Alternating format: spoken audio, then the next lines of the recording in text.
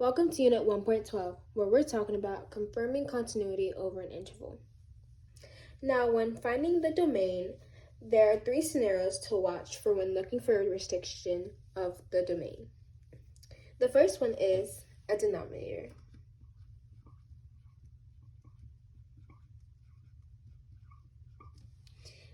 So, a denominator cannot equal 0. The second one is your even root or radicals.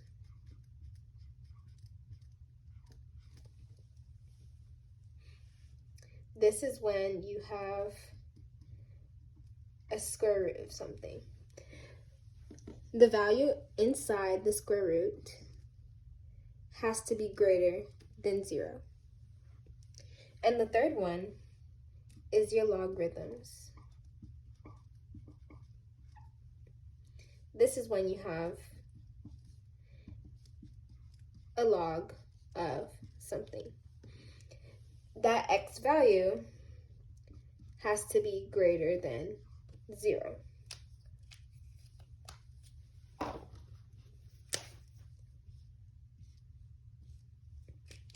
Let's do an equation.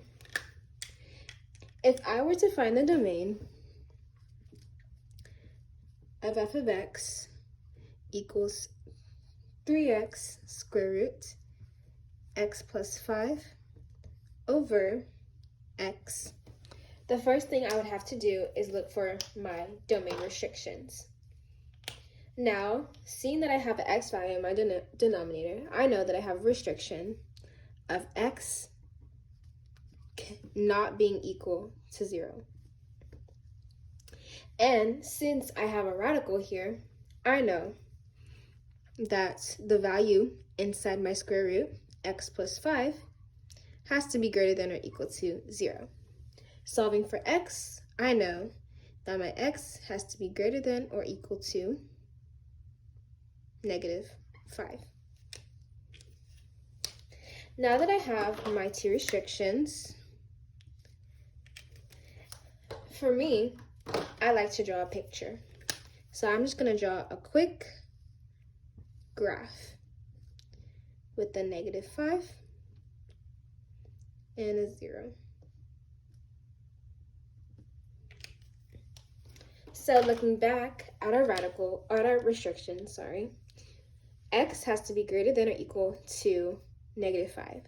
So I'd have a closed circle greater than or equal to, but it cannot equal 0, so we have a, let's say, whole, and then we just continue on to forever. So seeing this allows me to know that my domain of this equation would be closed, so bracket -5, comma 0, bracket union, since x cannot equal 0, bracket again 0, and then we keep going forever, so it would be infinity, parentheses. And this right here is my domain. And yeah, thank you for watching.